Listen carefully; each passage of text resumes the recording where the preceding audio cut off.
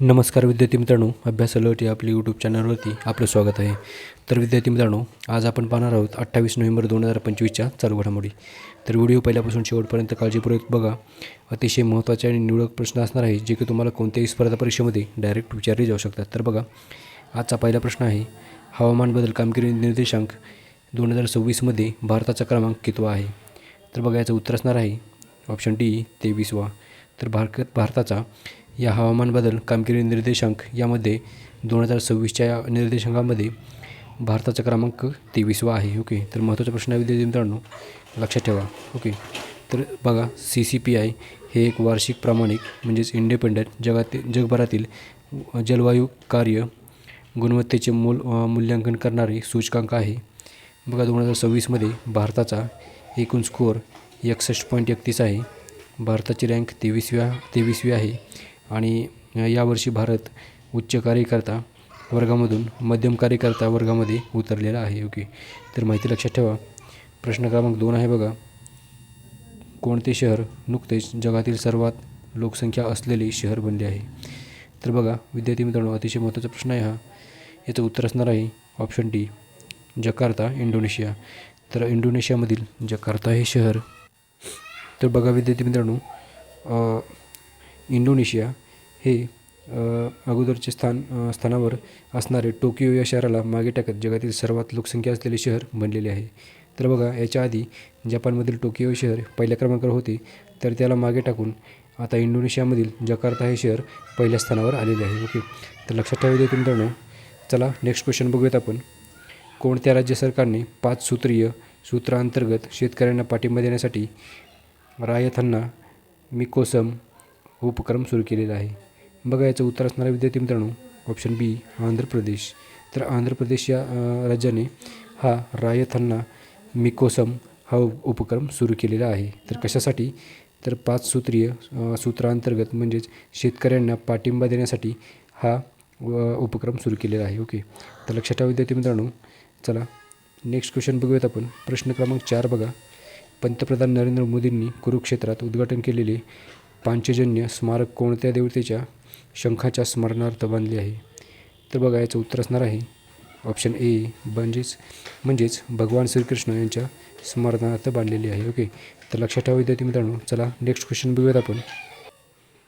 बघा विद्यार्थी मित्रांनो, प्रश्न क्रमांक 5 आहे, ICC 19 वर्षाखालील पुरुष क्रिकेट विश्वचषक 2026 कोणत्या देशांद्वारे सहयोजनापद भूषवले जाईल? ओके, तर बघा विद्यार्थी मित्रांनो, तर याचे जे योजमानपद म्हणजेच को देश आहे, म्हणजेच पार्टनरशिपमध्ये जो देश आहे दुसरा, तर बघूयात आपण. याचं उत्तर असणार आहे विद्यार्थी मित्रांनो, बघा ऑप्शन सी म्हणजेच वरीलपैकी दोन्ही. नामिबिया आणि झिम्बाब्वे या 2 शहरामध्ये ICC अंडर 19 वर्षाखालील पुरुष क्रिकेट विश्वचषक 2026 नामिबिया आणि झिम्बाब्वे या 2 देशांमध्ये भूषवले जाईल. ओके, तर लक्षात ठेवा. चला पुढचा प्रश्न बघूयात आपण विद्यार्थी मित्रांनो. बघा, प्रश्न क्रमांक 6 आहे, महात्मा फुले पुण्यतिथी दरवर्षी केव्हा साजरी करण्यात येते? तर बघा, याचं उत्तर असणार आहे विद्यार्थी मित्रांनो ऑप्शन बी म्हणजेच 28 नोव्हेंबर रोजी आपण दरवर्षी महात्मा फुले यांची पुण्यतिथी साजरी करतो. ओके, तर लक्षात ठेवा. चला प्रश्न क्रमांक 7 बघूयात आपण. नुकतेच कोणता देश जगातील पहिले कृत्रिम तरंगते बेट विकसित करत आहे? याचं उत्तर असणार आहे ऑप्शन सी म्हणजेच चीन. तर चीन हा देश जगातील पहिले कृत्रिम तरंगते बेट विकसित करत आहे. ओके, तर बघा, हे जी बेट असणार आहे ती 78 टन या इतक्या वजनाचे असणार आहे. ओके, तर लक्षात ठेवा. प्रश्न क्रमांक 8 बघूयात आपण. ICC पुरुष T20 विश्वकप 2026साठी टुर्नामेंट ॲम्बॅसेडर म्हणून कोणाची नियुक्ती करण्यात आली आहे? बघा विद्यार्थी मित्रांनो, याचं उत्तर असणार आहे ऑप्शन ए म्हणजेच रोहित शर्मा. तर रोहित शर्मा ICC पुरुष T20 विश्वकप 2026साठी टुर्नामेंट ॲम्बॅसेडर म्हणून रोहित शर्माची नियुक्ती करण्यात आलेली आहे. ओके, तर महत्त्वाचा प्रश्न आहे विद्यार्थी मित्रांनो. बघा, चला पुढचा प्रश्न बघूयात आपण.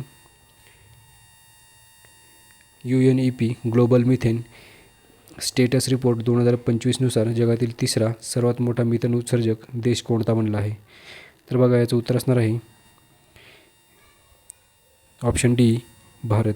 तर आपला भारत देश या इंडेक्समध्ये जगातील तिसरा देश बनला आहे. तर बघा कोणता इंडेक्स आहे?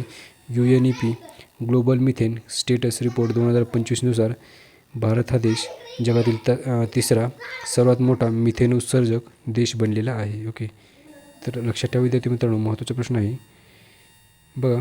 प्रश्न क्रमांक 10 बघूयात आपण. आजचा शेवटचा प्रश्न आहे आणि महत्त्वाचा प्रश्न. नुकतीच ऑपरेशन पवन हे कोणत्या देशाने चालवलेले आहे? तर नुकतेच ऑपरेशन पवन हे श्रीलंका या देशाने चालवले आहे.